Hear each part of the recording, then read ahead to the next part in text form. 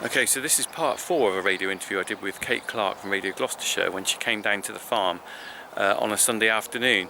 We had a little walk around, looking at the hay meadows and calling the cows in, and the final visit was out to sort of what we call the maternity ward, which is just behind me, and we talked about the cows in there. So listen on and hope you enjoy it. It's past 11 on Sunday, the 19th of June, not too far away then from the shortest day of the year, midsummer already. How did that happen? The days are going to start getting shorter.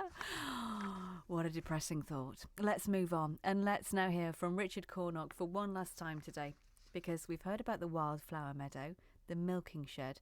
Now Richard Cornock, who's a dairy farmer down in Titherington near Wootton-under-Edge, he and I are checking up on those cows that are about to calve. So we've just walked into the maternity ward. Yeah, we just left the milking cows in the milking parlour, and now we're just coming to check what our dry cows, like I said, the ones that aren't producing any milk but are in calf. What we've got to do, we've got to check them twice a day. And we'll go up, you can see one hiding around the corner there. I've got to make sure, there's a couple of things I look for. Well, really, I'm looking to see when they're near calving, if they're about to calve.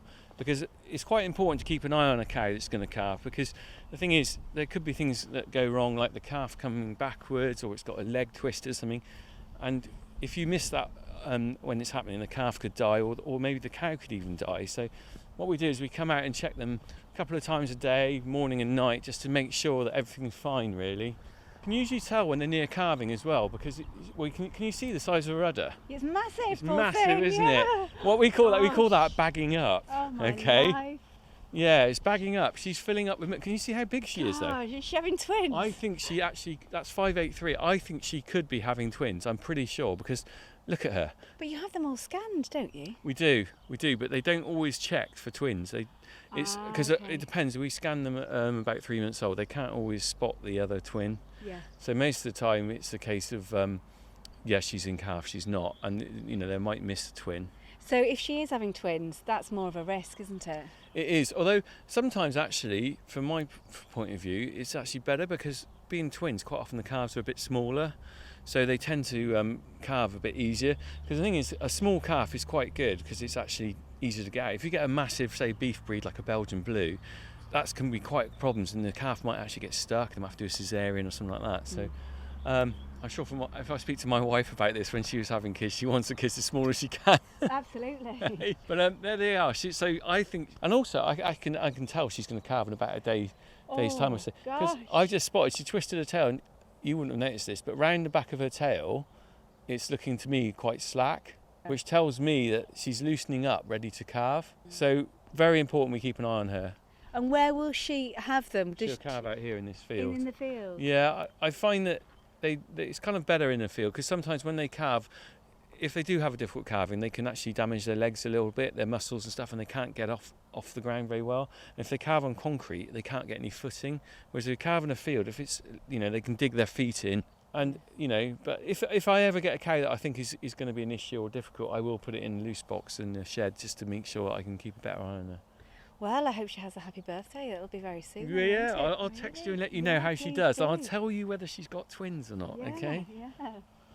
And you calve all year round as well, don't you? We do calve all year round. A lot of people calve block calving, but we calve all year round, because it's just the way our system works, really.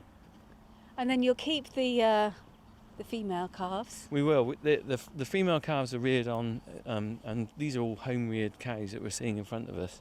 And the male calves we actually sell at market, although at the moment we're shut down with TB, which is a bit of a problem. And how long does that last for? What, being shut down with TB? Yeah. Well, we're on a testing regime of every 60 days at the moment. We just passed, and we've got to clear 2 tests before we can go clear again. We just passed the last one about 2 weeks ago, so we've got to wait till middle of July now before we can hopefully go clear, and then we can start selling stuff again. It's a big problem for dairy farming. I never understood what a problem it was until we failed the TB test, and then suddenly every time a cow calves, we've got to find somewhere for that calf to go, because we were used to selling them at about 3 weeks old, and suddenly to find space to put calves everywhere, and but also the loss of income, because we sell the calves and that's an income we were getting, which we now lost, but we've got to pay to keep them, by the feed. So it suddenly gets tricky, especially when the milk price is so low at the moment.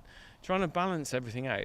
You know, farming's a very difficult game, really, and it's not getting any easier at the moment, really. Real life on the farm with Richard Cornog, otherwise known as the Funky Farmer.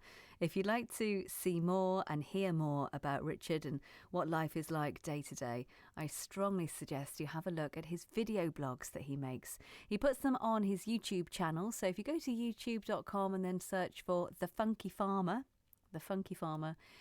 he will come up, and he makes videos about once a week, and they get thousands of views each week. So yes, thefunkyfarmer.com, or you can also find him, the Funky Farmer on youtube.com, and you can also find him on Facebook as well.